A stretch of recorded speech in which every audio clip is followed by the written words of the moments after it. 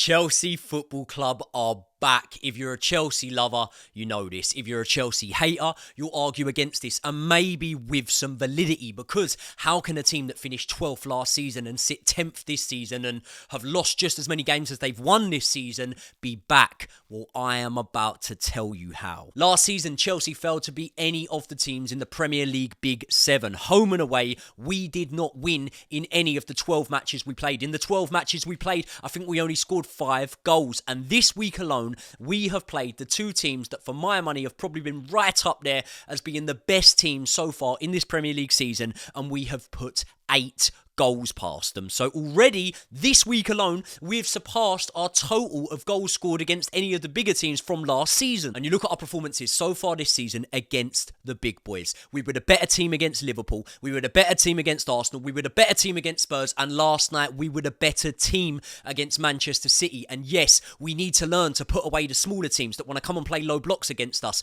But I tell you one thing, it's a much easier task to learn to put away the likes of a Brentford than it is to turn up and show the heart and performance that we did yesterday against the treble winners in Manchester City. And for that reason, I very much believe that Pochettino is steering this ship in the right direction to get us back to where we belong. People, what's happening? If you are new around here, this is the Joey Knight podcast. At the end of this video, make sure, if you like the content and you want to see more from myself, hit the subscribe button. Also, I asked you lot to do it in a video gone by a couple of days ago, and you lot absolutely smashed it. So please, I'm going to ask you again, hit the like button. It very much helps the algorithm or something like that. Anyway, this is my day after, the night before, the aftermath of yesterday's match against Manchester City. And can we all just take a moment? Is that not the best match you've ever seen? I mean, it would have been better if we had won, and maybe not for Anthony Taylor we would have won, but can anyone think of better matches than that? The 2 matches we've been served up in the space of 6 days from Chelsea is absolutely ridiculous. In this video, I am going to talk about last night's match. I'm going to give my player ratings individually for the whole starting 11, and I'm also going to talk about Mauricio Pochettino and the little bit of an outburst we saw from him after the match, and ultimately cap it off by speaking about where we go from here. Right, let's start off with the man between the sticks, Robert Sanchez. I'm going to give him a 7. I don't think he was at fault for any of the goals. If I was to really pinpoint one moment, maybe Haaland's second, he could have done a little bit better for. Maybe could have got a hand to it, maybe a foot to it. But I tell you what, just before that, when Haaland goes through on goal, Robert Sanchez getting low for that save, absolutely unreal. I was with KG, a Man United fan, and a little bit tongue-in-cheek, but I was saying the likes of an Onana possibly doesn't get down to that shot.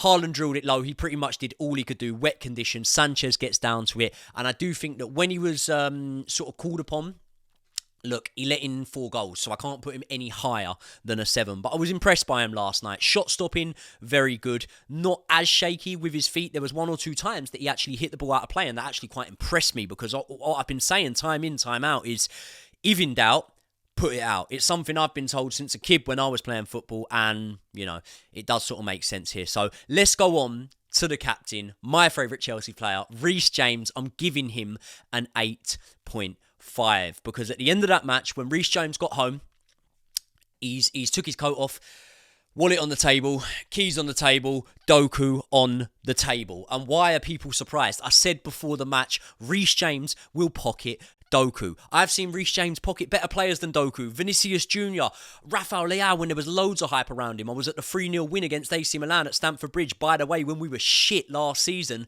and Reece James had him in his back pocket the whole game. So I don't know why it surprised people, but of course, Reece James is the truth. He is the man. He's the best right back on his day in world football, and he showed that last night. He also got an assist, which obviously the most impressive thing about Reece James is not only can he defend the way he does, he pops up at the other end of the pitch. Like, Gary Neville will go down as one of the all-time great right-backs, but he didn't do anything at the other end of the pitch, realistically. You know, Trent does loads at the other end of the pitch and don't do much at right-back. Reece James is the perfect mix. If we can keep the boy fit, he is going to be crucial to us pushing on and trying to get Champions League spots this season. Also, that free kick, if that goes in, absolute limbs at Stamford Bridge. Let's move on to Axel Disasi, who I am giving a 7 to. He didn't really put a foot wrong against probably the best attack in the league, let's be honest. So, yeah, 7 for Axel Disasi. Thiago Silva, I am going to give a 7 to also. When he pops up with that header to equalise, he writes his name into history because as far as I know, and you lot can tell me if I'm wrong in the comments, he's the oldest scorer in Chelsea club history. I think so. Definitely in my lifetime, I'm sure he'd be. The reason why I wouldn't give him higher, he could have done a little bit better for, obviously, Akanji's goal. He mistimed the jump, didn't he? He's got Akanji behind him, and that's not the biggest problem, but he mistimed the jump. He was about a second too early with that jump. So, yeah, that's the only reason he's not higher. But, yeah, good performance from Thiago Silva, as always. Cucurella, I'm going to go a little bit higher. I'm going to give him a 7.5. Now, do you know what? This could be higher if I was basing this on expectation. If I was basing this on prior season expectation, I'd have given him a 9 in this match, because what has happened to Marc Cucurella? I've said it time and time out in my videos, but what has happened to him? Like, literally, yeah. As I say, and as I have said, I'm very embarrassed about the way I spoke about Marc Cucurella. I was scathing, to say the least, about Marc Cucurella. Nothing personal against him, but I said he does not hold the ability to be a Chelsea player, and he has proved me wrong. In the start of this season, especially this sort of last 6 weeks or so, he's been unreal, hasn't he? He's been really, really good. And when I was looking at Cucurella before, right, if he was a Jackson type, if he was a Darwin Núñez type, I wouldn't necessarily write him off, because I can see with players like Jackson and like Núñez and probably others that I'm not thinking of straight away, there's always that potential that, yes, you're raw, yes, you make mistakes, but when it comes good for you, it could come really fucking good. And I never saw that in Cucurella. I just thought he was massively, massively limited as a player. And the way he's levelled up now, and in my opinion, established himself, and I can't believe I'm saying this, as the best left-back at Chelsea. I honestly don't know. And I do know, actually, Ben Chilwell doesn't take that spot back off him. He really doesn't. Because although what Ben Chilwell offers in attack far outweighs what Cucurella can offer in attack, we're not playing under Tuchel anymore, where our main attacking threats were Reece James and Ben Chilwell. When we were playing in that system, okay, we had Mason Mount at the other end of the pitch, he'd chip in with goals. We had Kai Havertz, completely unreliable and wouldn't really chip in with goals. We had Ziyech, didn't want to be there, wouldn't chip in with goals. We had Pulisic, unreliable, wouldn't chip in with goals. Timo Werner was a player I liked, but he didn't really hit the numbers like we would have wanted him to, and we all know what has happened with Lukaku. I can't even get that out, but I'm going to crack on with this. The point I'm trying to make here is Cucurella is obviously a lot better defensively, in my opinion, at the minute than Ben Chilwell. He's a little bit younger and he's got a better record when it comes to injuries. And for that reason, when you say about Ben Chilwell's creativity, it doesn't really outweigh it, because now at the other end of the pitch, instead of having Pulisic, Ziyech, Havertz, Werner, we've got Cole Palmer chipping in with goals, Raheem Sterling chipping in with goals, Nicholas Jackson, really good goal record in comparison to what some people are sort of saying about him at the moment in the media, and we've got Nkunku to come back. So our reliance on Ben Chilwell isn't as great as it once was, and for that reason, at the minute, Cucurella is the man for me. He really is. 7.5, I think he's wicked. Caicedo, he gets a 7. And let me just give a little bit of context on these 7s here, yeah? If we're saying 5 is an average performance, 6 is good, 7's pretty good, 8 is really, really good, and 9 is, oh my God, he's had an absolute monumental performance in this game. I think 7's fair for Caicedo here, because he was a solid enough, yeah, in a match that, let's be honest, when you're playing against the treble winners, there's not going to be a time or two when you don't misjudge a challenge or get run past once or twice in a match, because of the intensity of the match and because of the level of opposition you're playing against. But that being said, he always looks good. He keeps the midfield ticking over, and Caicedo was very important for us, as was Enzo Fernandez, who I am also giving a 7. Enzo had a really good first half, by the way. As the game went on, I don't want to say faded, but wasn't as important for us as it went on. And now we're seeing in the games against Tottenham, and obviously this game in particular as well, we're seeing when it gets to that sort of 70-minute mark, Mudrik's coming on, Enzo's coming off, the shape changes ever so slightly. We go a little bit more attacking, which obviously under Pochettino we're always going to do. Yeah, nothing bad from Enzo. Really good first half, but not quite anything above a 7, maybe a 7.5 at a push for me, but let's give him a 7. One man we won't be giving a 7 to is Conor Gallagher, and this man gets my first rating of 9. Conor Gallagher was everywhere yesterday. 95% pass accuracy against the champions, against the treble winners. 61 touches, 38 passes complete, 6 recoveries, 3 tackles won, 6 ground duels won, 3 long balls completed. and an assist for good measure. Conor Gallagher. Again, I said it about Cucurella, and maybe obviously Conor Gallagher's a little bit of a different story because I don't think anyone massively underrated Conor Gallagher, but come on. We didn't realise he was going to be this good and this important for Mauricio Pochettino's side. This player is indispensable. We've got a couple of £100 million midfielders sitting slightly behind him, and Conor Gallagher, who's a Boyhood Academy graduate, and Cole Palmer, who cost 40 million and more important than both of them, arguably. Don't want to mug them off because, Caicedo and Enzo are very, very special to me. But Conor Gallagher, ridiculous. He's a captain without being a captain. If Reece James isn't there, he is the captain. Even if he is on the pitch, we found leadership in this boy, and he is so, so good. Conor Gallagher probably walks in to most top sides in Europe's midfield at the moment on the performances he's giving. Yeah, maybe not of Real Madrid, but a lot of other sides Conor Gallagher walks into, and he was phenomenal yesterday. I've got so much love for this team. Like, that era of, Bowley's tenureship at the beginning, there was no one in there I loved. There was really, Thiago Silva, yeah, of course, and players that, like Kante, who wasn't playing that much, but the love I've got for this team, like, I just want us to do so well, and we are doing so well at the minute, so I'm so happy. Listen, this is a bit of a mess, but I'm all over the place today. You can forgive me. Let's move on to the Magic Man, City's boy, who's now Chelsea's man, as was almost instantly famously said on the commentary. It is Cole Palmer, and Palmer is getting a number 9 rating for this one. Cole Palmer is magic. You've heard me say it 20 times, and you'll hear me say it another 200 times over the course of this season, because this boy can do no wrong. It's now his last 8 games for Chelsea that he has 8 goal involvements. We saw the little link up with him and Reece James yesterday, and that is something that, if we can keep Reece fit and available, I think is going to be crucial for us going forward.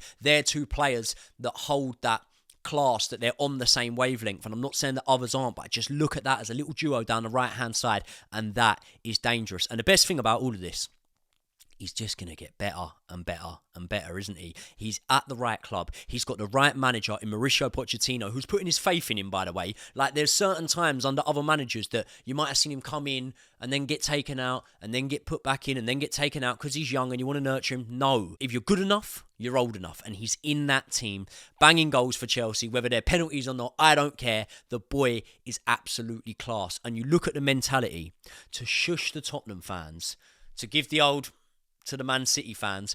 I absolutely love it, and I absolutely love Cole Palmer. He is the daddy. Nicholas Jackson through the middle, I'm giving a 7. Nicholas Jackson's goal record for Chelsea now is really, really impressive. It's 6 in 11 games, and as much as people have made memes out of him and said that he'll never be, Chelsea's leading number 9, which I'm not even going to say that I haven't said. Like, I obviously do think that when Nkunku comes back in, there's a high potential we'll see Nkunku go in there. I also think there's a high potential we'll sign a number 9. But I tell you what, Nicholas Jackson is doing what is asked of him, and I know that the hat-trick against Spurs maybe muddles it a little bit, but when I look at his numbers, they're really, really impressive. And do you know what? I'm not going to try and claim this point as mine, because I heard someone make it last night. I think it was on the radio when I was driving home from the kickoff, but it might have been TalkSport. Someone was saying about, obviously, you look at that famous strike partnership at Liverpool when it was Mane, Salah, Firmino through the middle. Firmino didn't always have the same amount of goals as the wider players, but he was there, he served a purpose, and he'd done a job. And actually, I think that Nicholas Jackson is doing something similar to that at the moment and still putting up fairly impressive numbers. Do I think he'll be displaced when Nkunku comes back? Yes, I do probably think he will. But for the time being, I'm loving what I'm seeing from him. When I gave Caicedo and Enzo number 7s, I was saying that they didn't do anything wrong. And I do want to touch on one thing I was a little bit upset about with Nicholas Jackson. He got another booking, and it was a fiery match. It's always going to happen. But out of 11 games so far, he's picked up 7 yellow cards. You can't be doing that. You really can't be doing that. Stop getting bookings all the time, because another 3 yellow cards, and then you serve another match ban, and that will mean that, if you carry on at the rate you're going at, by the time you've played less than 15 matches for Chelsea, you've had 2 bans because of bookings. That is not on. He needs to sort it out. But let's not go in on him too much. Lovely finish for the goal. Instinctive. And those were the sort of chances he either wasn't getting or he was missing.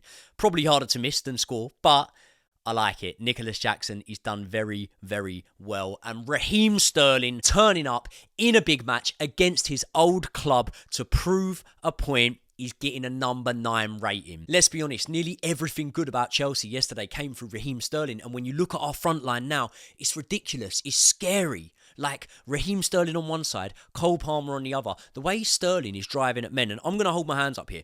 I thought before the match that maybe Mudryk was the better option against Kyle Walker because I rate Kyle Walker so highly, and I know that the familiarity between the two of them in terms of Sterling and Kyle Walker is there. They've played with each other for years for club and for country, and I just thought that maybe that'll mean that Sterling doesn't get the better of him.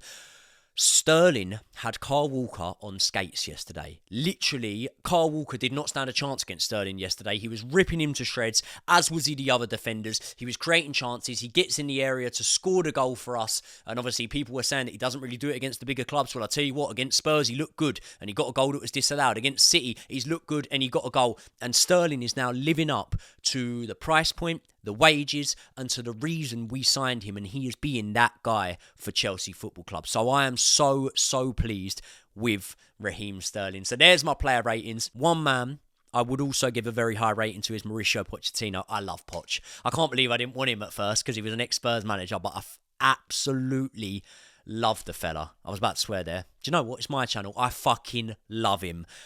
Pochettino, masterclass again. I mean, we conceded 4 goals, so is it a masterclass? I don't know, but I'm still high on the win. Look, obviously an outburst from him at the end against Anthony Taylor. You can understand that. Taylor pretty much cost us the 3 points in that match. It wasn't a penalty for the Cucurella one. Did Cucurella foul Haaland? Yes. Had Cucurella already been fouled? Yes. Did Caicedo score against Spurs? Yes. But had an infringement already happened? Yes. And that's why they chalked the goal off. Anthony Taylor, shit ref. Absolute helmet. But listen, it is what it is, you know. Now I look at things and I look at, can we push up the league from here? Well, look, we're not going to finish in 10th, are we? When I look at the teams sort of in and around us, Aston Villa are playing really, really good football. But I do think they've got no manager that is better equipped than Unai Emery to go far in Conference League competition. And I think because of that, that could hinder their domestic form ever so slightly. I hope it does, for Chelsea's sake, obviously. And then we could maybe nip them. Brighton, we're better than. I've been saying it for a while. Brighton aren't as good as people think they are. And it sounds like I'm saying that just because of the draw yesterday with Sheffield United. But go back on the kickoff, you will see me saying a while ago that Brighton aren't as good as people think they are. They're still decent, you know, but they're not as good as they were last season. Man United, we're way better than, but they do get points over the line. Spurs, they could fall off a little bit now, but I do think they've got a good manager and good personnel and a proven goal scorer in Son, and if he stays fit, they should be all right. But we can definitely push on for them Europa League spots, and if it's top 5 for Champions League football, nothing is impossible. One team I didn't mention there is Newcastle. They lost against Bournemouth. Injuries are ravaging them, and although I think they've got a brilliant manager and a brilliant, what's the word? Not atmosphere. You know what I mean. Brilliant presence and understanding and mentality in the team. I think we could nip them as well and get above them. So I do genuinely think we're going to push on from here. And I think there's that much depth and class in the league at the moment, especially at the top half, that if you look at it and you look at all those teams I've named, right, you go, okay, what teams are going to take the most points when all these guys play each other? And I get that we've lost to Aston Villa so far, but actually, Chelsea, surely, like, yeah, of course, Man City, you make favourites, but Chelsea are going to take a lot of points when we come up against these teams because we play really well in the bigger matches. So I think we can push on. I'm massively excited for that Newcastle match, but I tell you what, international break comes at the worst time, doesn't it? So listen, content sometimes dries up a little bit over the international break. Let me know what you lot want to see. I'm also thinking about videos in regards to, like, speaking about the players out on loan and the players that haven't featured for us so far. Also, maybe not January, because I don't know how many will go in this January window, but some will go. But definitely there's going to be somewhat of a summer clear out. We look at our midfield at the moment, right? Ugochukwu's getting in there at times off the bench. Lavia to come back. Cassidy smashing it out on loan. And then you've got, obviously, Andre Santos, who's not getting a game. Someone in that midfield, maybe 2 players in that midfield are going to go, you know? I spoke about Ben Chilwell and Cucurella, and obviously Levi Colwell playing at left back at times too. We've got Maatsen there. Someone there's going to go. There's going to be a lot of players to go from this Chelsea team, and we know Pochettino wants wants a smaller squad, 20, 24 man. We've got about 30 in at the minute. So players will go. So I'm thinking about doing a video on that as well, seeing that what players I maybe think will go, what sort of price tags we can get from. So let me know, ultimately, is what I'm trying to ask you. Let me know what sort of content you want over the international break. And I want to just take this opportunity to once again thank you all. Like, really, really good things are happening for me with the podcast. It's now more or less my full-time job. I'm still doing a bit of personal training. So yeah, but really, really good things happening at the moment, and I'm really excited for everything I've got coming up. So thank you lot, because there's guys of you that comment on my videos, and I'm like, I know that fella has been watching me from like 1,000 subscribers, and it's shot up. Obviously, it's all happened in the space of 10 months or so, but I'm just overwhelmed with how well things are going. And I do mean it from the bottom of my heart. Without you lot, none of this stuff would be happening. So thank you very, very much. It's a good day. It's a good day to be a Chelsea fan. I'll see you all in the next one.